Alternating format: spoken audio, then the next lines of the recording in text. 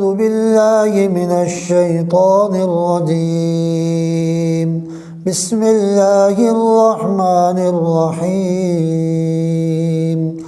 وإذا بشر أحدهم بالأنثى ظل وجهه مسودا وهو كظيم يتبارى من القوم من سوء ما بشر به أيمسكه على هون أم يدسه في التراب ألا ساء ما يحكمون صدق اللہ العظیم۔ 14واں پارہ سورۃ النحل، آیت نمبر 58 اور 59 تلاوت کی گئی۔ اس کا ترجمہ: وَإِذَا بُشِّرَ أَحَدُهُمْ بِالْأُنثَىٰ، جب خبر دی جائے ان میں سے کسی ایک کو بالأنثىٰ، بیٹی کی، جب ان کو بشارت دی جاتی بیٹی کی، ظل وجہہ مسودا وہو کظیم، اس کا چہرہ سیاہ ہو جاتا، وہو کظیم، اور وہ گھٹا گھٹا رہتا۔ یتبارا من القوم، وہ چھپتا قوم سے، من سوء ما بشر بہ، اس خبر کی وجہ سے، اس بری خبر کی وجہ سے جو اس کو دی گئی۔ ایمسکہ علی ہون ام یدسہ فی التراب، یا وہ اس کو برداشت کرتا ذلت کے ساتھ، ام یدسہ فی التراب، یا وہ اس کو گاڑ دیتا مٹی میں۔ الا ساء ما یحکمون،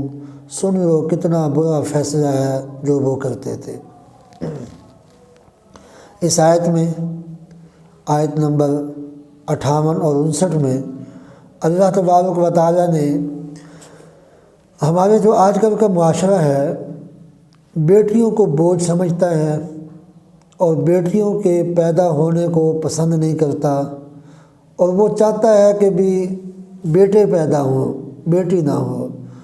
اور ایسا بھی ہے ہمارے معاشرے میں ایک طبقہ وہ بھی ہے کہ جس کے ہاں بیٹی ہوتی ہے تو وہ اس کو مبارکباد ہی نہیں دیتے، اور وہ ایک معیوب سمجھتے ہیں، بیٹی کی پیدا ہونے پر مبارکباد دینے کو معیوب سمجھتے ہیں، وہ بیٹی کی مبارکباد دیتے نہیں ہیں۔ یہ ہمارا رویہ انتہائی، اور یہ مسلمانوں کے اندر ہے، میں دوسری قوموں کی بات نہیں کرتا ہوں، مسلمان طبقے کے اندر یہ طبقہ موجود ہے کہ جو بیٹیوں کو پسند نہیں کرتا اور بیٹیوں کے پیدا ہونے کو اچھا نہیں سمجھتا،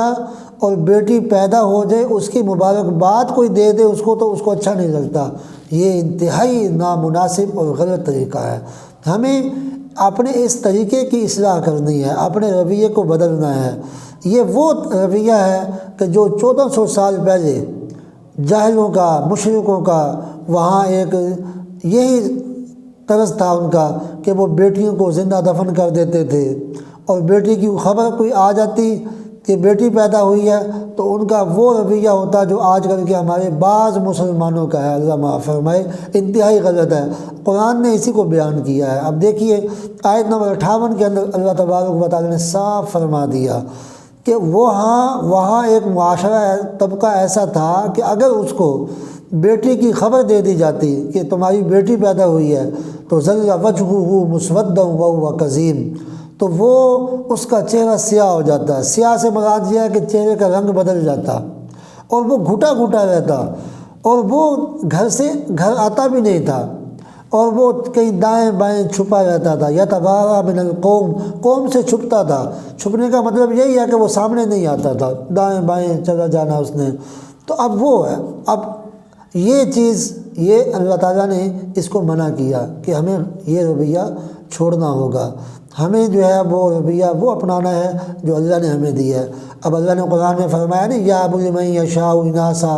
ویہب لمن یشاء ذکور، یہ تو اللہ کا کام ہے، بیٹیاں دینا، بیٹے دینا، کسی کو اولاد 2 بیٹے دے دینا، 2 بیٹیاں دے دینا، کسی کو بیٹا اور بیٹی دے دینا، تو کسی کو بانج بنا دینا۔ یہ تو اللہ نے صاف فرما دیا، قرآن میں واضح ہو گیا اس پر کہ یہ اللہ کا کام ہے۔ آج بھی اللہ معاف فرمائے ایسا طبقہ موجود ہے کہ جو بیویوں کو طلاق دے دیتے ہیں اس بات کے اوپر کہ تمہاری بیٹیاں پیدا ہوتی ہیں، اور بعض ایسا طبقہ بھی ہے جو دھمکی دیتے ہیں کہ سن لو اگر تمہاری بیٹی پیدا ہوئی تو پھر یاد رکھنا میں تمہارے ساتھ زندگی نہیں گزاروں گا۔ بتاؤ یہ طریقہ ہے؟ یہ جہلوں والی باتیں ہیں، یہ وہی باتیں ہیں جس کو اللہ قرآن میں بیان کر رہا ہے، یہ غلط ہے۔ اب بیٹیوں کے متعلق یاد رکھو آپ صلی اللہ علیہ وسلم نے کیا فرمایا، وہ حدیث بھی آپ سماعت فرما لیں۔ جس کی ایک بیٹی ہو، آپ صلی اللہ علیہ وسلم نے فرمایا، یہ حضرت ابن عباس رضی اللہ تعالیٰ سے یہ روایت آتی ہے اور یہ ابو داؤد کے اندر یہ روایت موجود ہے۔ فرمایا قال رسول اللہ صلی اللہ علیہ وسلم من کانت لہ انثی، جس کی ایک بیٹی ہو، فلم یعدھا، پھر وہ اس کو زندہ دفن نہیں کرتا، ولم یہنھا، اور اس کی اہانت نہیں کرتا، ولم یؤثر ولدہ یعنی الذکور، اور اس پر بیٹے کو ترجیح نہیں دیتا، ادخلہ اللہ الجنہ، اللہ اس کو جنت میں داخل کرے گا۔ اب یہاں یہ چیز بھی قابل غور ہے کہ بعض دفعہ یہ چیز بھی آ جاتی ہے کہ بیٹا اور بیٹی میں فرق کیا جاتا ہے، بیٹے میں اور بیٹی میں فرق، یہ غلط ہے، بیٹا اور بیٹی میں فرق نہ کیا جائے۔ اسی کو آپ صلی اللہ علیہ وسلم نے فرمایا کہ وہ ولم یہنھا ولم یؤثر ولدہ،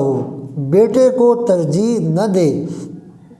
بیٹے کو ترجیح نہ دے بیٹی کے اوپر، دونوں میں مساوات رکھے، برابری رکھے، جو بیٹی کا حصہ ہے وہ بیٹی کو دے، جو بیٹے کا ہے وہ بیٹے کو دے، جو پیار بیٹے کے لیے ہے وہی پیار آپ بیٹی کو بھی دیں۔ اور یہ ایک بیٹی کے متعلق ہے۔ دوسری جو روایت آتی ہے آپ صلی اللہ علیہ وسلم نے فرمایا، یہ روایت مسلم شریف میں آتی ہے، فرمایا من عال جاریتین حتی تبلغا جاء یوم القیامت انا وہو وضم اصابعہ۔ آپ صلی اللہ علیہ وسلم نے فرمایا جس کی دو لڑکیاں ہوں اور وہ بالغ ہو جائیں، تبلغا، وہ بالغ ہو جائیں، وہ قیامت کے دن ایسے آئے گا کہ میں اور وہ ایسے، آپ صلی اللہ علیہ وسلم نے انگلیوں کا اشارہ فرمایا کہ جیسے یہ دو انگلیاں قریب قریب ہیں، فرمایا میں اور وہ ایسے ہوں گے، یعنی کہ آپ صلی اللہ علیہ وسلم کے وہ شخص کتنا قریب ہوگا کہ جس کی دو بیٹیاں ہوں اور پھر وہ دونوں کی پرورش کرے، تربیت کرے، حتیٰ کہ وہ شادی شدہ ہو جائے، بالغ ہو جائے۔ آپ نے فرمایا میں اور وہ قیامت والے دن یوں قریب ہوں گے۔ اب تیسری روایت آپ صلی اللہ علیہ وسلم نے، یہ روایت بھی ترمذی شریف کے اندر آتی ہے، آپ صلی اللہ علیہ وسلم سے یہ روایت ہے ان رسول اللہ صلی اللہ علیہ وسلم من کان لہ ثلاث بنات، جس کی تین بیٹیاں ہوں، او ثلاث اخوات، یا تین بہنیں، او بنتانی او اختانی، یا دو بیٹیاں ہوں یا دو بہنیں ہوں، فاحسن صحبتہن، پھر ان کے ساتھ اچھا معاملہ کرے،